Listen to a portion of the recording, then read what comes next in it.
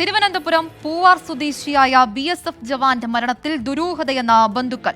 രാജസ്ഥാനിലായിരുന്ന Samuel ഹൃദയാഘാതത്തെ തുടർന്ന് 3 ദിവസം മുൻപ് മരിച്ചെന്നാണ് ബന്ധുക്കൾക്ക് വിവരം ലഭിച്ചത്.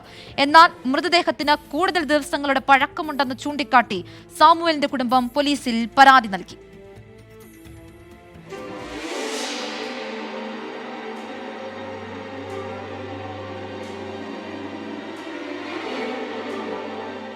രാജസ്ഥാനിൽ വെച്ച് ഉച്ചഭക്ഷണം കഴിഞ്ഞുറങ്ങുന്നതിനിടെ 3 ദിവസം മുൻപ് ഹൃദയാഘാതമുണ്ടായി സാമുവേൽ മരിച്ചുവെന്നാണ് അധികൃതർ ബന്ധുക്കളെ അറിയിച്ചത്. എന്നാൽ തിങ്കളാഴ്ച തിരുവനന്തപുരം വിമാനത്താവളത്തിലെത്തിച്ച മൃതദേഹത്തിന് കൂടുതൽ ദിവസങ്ങളുടെ കാലപ്പഴക്കമുണ്ട്.